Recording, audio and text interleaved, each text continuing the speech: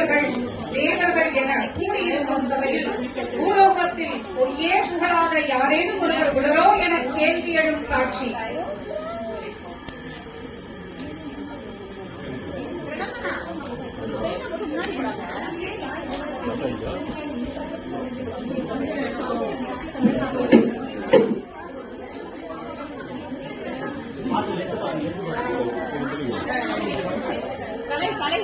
மகாமுனிவருக்கு வணக்கம். தேவேந்திரர் முனிவர்கள் இருவருக்கும் என்னுடைய வணக்கம். விஸ்வாமித்திரருக்கு வணக்கம். எனக்கு வெகு நாட்களாக ஒரு சந்தேகம். பூலோகத்தில் வாக்கு தவறாத வாழ்க்கை தவறாத அரசு எவரேனும் உண்டு? ஆம், ஏனில்லை, அப்படிப்பட்ட அரசர் உண்டு. என்ன? யார் அவர்? எந்த குலத்தை சார்ந்தவர்? அவர் அயோத்தி நாட்டை சேர்ந்தவர். சூரிய குலத்தில் பிறந்த மகா சக்கரவர்த்தி ஹரிச்சந்திரன் ஆவார். நல்ல மனைவி, நல்ல மக்கள், நல்ல நாடு, எதிரிகளே இல்லாத சூழல் என அனைத்தும் அவருக்கு சாதகமாக இருப்பதா? என்னமோ வாய்மையோடு இருக்கலாம். சிறு கலக்கத்தை ஏற்படுத்தினால் தெரிந்துவிடும் அவரது வாய்மை சத்தியம் அல்ல. முனிவரே, ஹரிச்சந்திரன் ஒரு சத்தியசீலன். அவர் ஒரே ஒரு பொய்யை மட்டும் சொல்லிவிடட்டும், நான் என் பதவியை இழக்கிறேன். சிறு குழப்பத்தை விளைவித்து ஒரு பொய்யை நான் சொல்ல வைக்கிறேன். என்னால் இழவில்லை எனில் என் கவனத்தில் பாதியை அவருக்கு தந்து விடுகிறேன். வருகிறேன். காட்சி 2. ஹரிச்சந்திரன் சபையில் ஹரிச்சந்திரன், சந்திரமதி, அமைச்சர்கள் மற்றும் பொதுமக்கள்.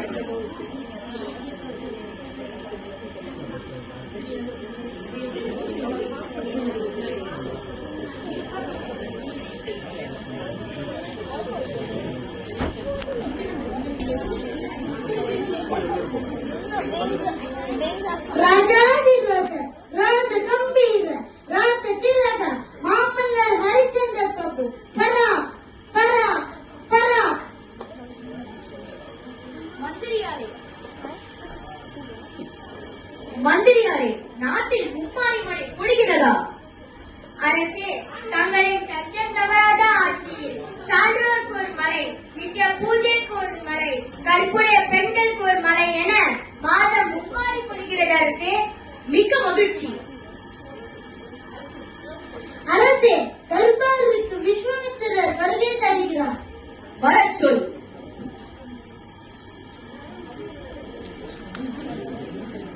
அரசே, மக்களும் மற்றவர்களும் நாட்டில் நலமாக உள்ளனரா? தங்களின் புண்ணியத்தால் அனைவரும் நலம் முனிவரே. மகிழ்ச்சி. தாங்கள் எங்கள் நாட்டிற்கு வந்தது எங்கள் தவப்பயன். உங்களுக்கு என்ன வேண்டும் கேளும் முனிவரே. அரசே, நான் ஒரு யாகம் செய்ய 1000 பொற்காசுகள் தேவை. அதான் உங்கள் உதவியை நாடி வந்துள்ளேன். உங்களுக்கு உதவுவதில் நான் மகிழ்ச்சி அடைகிறேன் முனிவரே. இப்போது அவசரம் எதுவும் இல்லை அரசே. தேவைப்படுவது நானே வந்து வாங்கிக் கொள்கிறேன். வருகிறேன் அரசே. உங்கள் விருப்பம் முனிவரே, பாருங்கள்.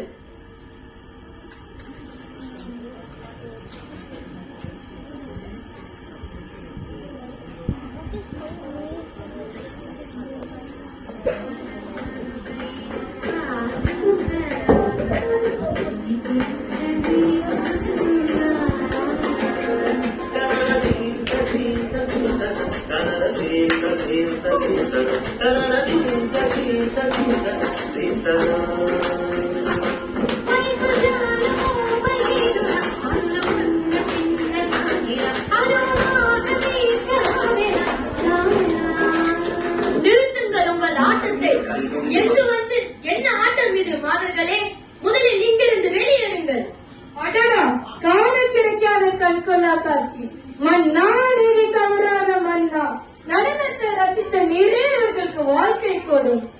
முனிவரே, ஏக பத்தினி விரதன் நான் வேறு பெண்களை மணப்பதா? இந்நாட்டையே துறந்தாலும் துறப்பேனே ஒழிய எவரையும் மணப்பதற்கில்லை.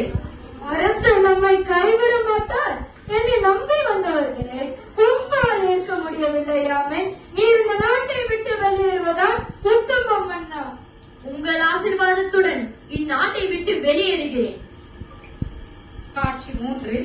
ஹரிச்சந்திரன், சந்திரமதி மற்றும் லோகிதாசனுடன் நாட்டை விட்டே வெளியேறி காசி நாட்டிற்கு செல்கிறார்கள்.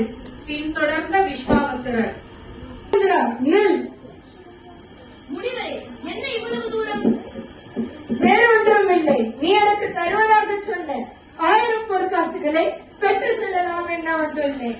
மகிழ்ச்சி முனிவரே, நாட்டை விற்று நாட்டை துறந்து எதுவும் மற்றவனாக நிற்கிறேன். எனக்கு ஒரு 40 நாட்கள் அவகாசம் கொடுங்கள். உங்களுக்கு தர வேண்டிய பொற்காசுகளை எப்படியேனும் கொடுத்து விடுகிறேன். சரி ஹரிச்சந்திரா, நட்சத்திரனை உன்னுடன் அனுப்புகிறேன். பொற்காசுகளை கொடுத்து அனுப்பு, நான் வருகிறேன். ஆகட்டும் முனிவரே.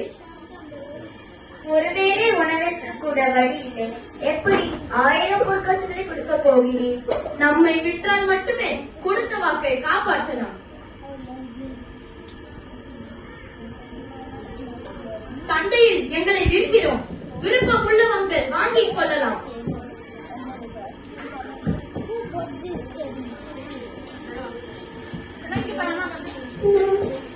என்ன பொருட்களை விற்கிறீர்களா? வாங்கி என்ன செய்வது? நீங்கள் என்ன வேலையிட்டாலும் செய்ய கடமைப்பட்டிருப்போம். சரி, நீ வேண்டாம். உன் மனைவி மற்றும் குழந்தையை வேண்டுமானால் வாங்கிக் கொள்கிறேன். நல்லதையா, மிக்க நன்றி.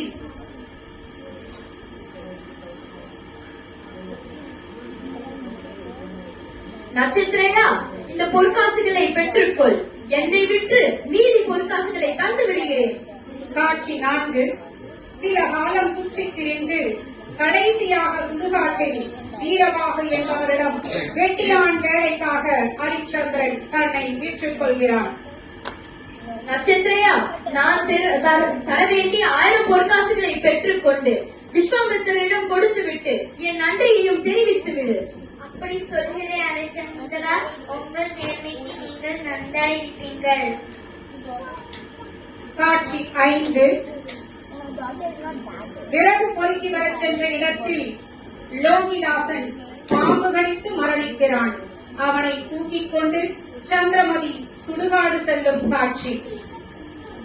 அம்மா, நான் விறகு பொறுக்க போகட்டுமா? சரி லோகிதாசா, கவனமாக சென்று வா.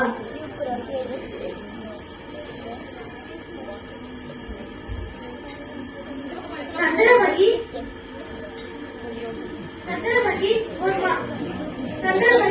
ஒரு மகன் லோகிதாசன் பாம்பு கிடைத்து இறந்து விட்டானா? ஐயோ, லோகிதாசன் இறந்து விட்டானா?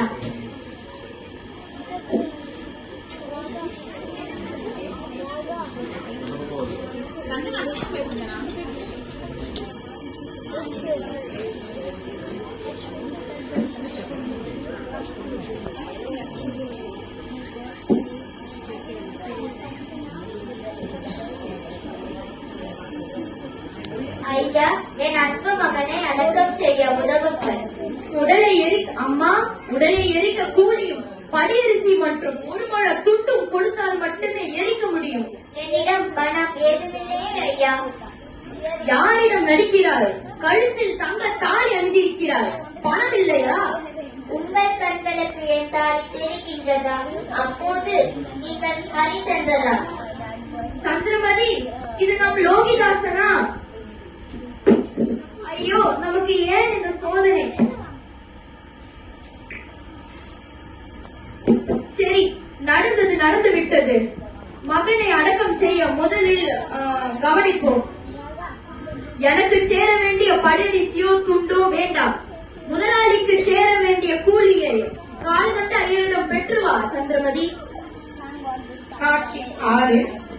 சந்திரமதி செல்லும் வழியில் காசிராஜனின் மகன் இறந்த சடலமாக இருப்பதை தன் மகனென எண்ணி மடியில் கிடத்தி அழுது புலம்புவதைக் கண்ட காவலாளிகள் சந்திரமதிதான் கொலை செய்தாள் என மன்னன் காசிராஜன் சபையில் நிறுத்தும் காட்சி. மன்னா, உங்கள் மகனை கொண்ட கொலையாளி இவர்தான். என்ன கொடூரம்! ஒரு தாயான இன்னொரு குழந்தை கொல்ல எப்படி மனசு வந்தது?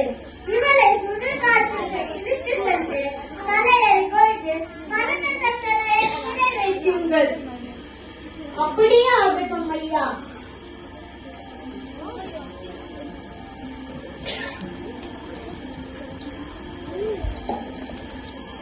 ஹரிச்சந்திரா, அவளது தலையை வாளால் வெட்டி தூக்கி எறிவித்த மன்னரின் உத்தரவு. ஐயோ, என்ன கொடுமை இது! என் மனைவியை நானே வாளால் வெட்டுவதா? சந்திரமதி, என்னை மன்னித்து விடு. சத்தியத்தை மீற என்னால் இயலாது.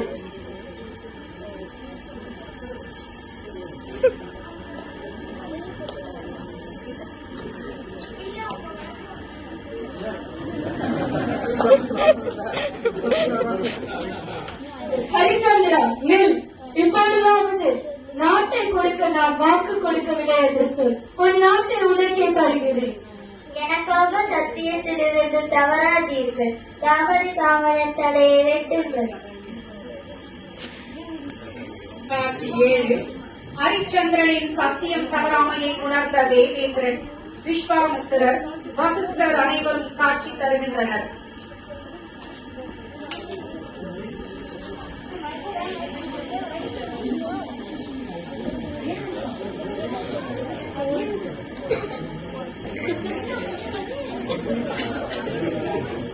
வெங்கடாஷா, எனக்கு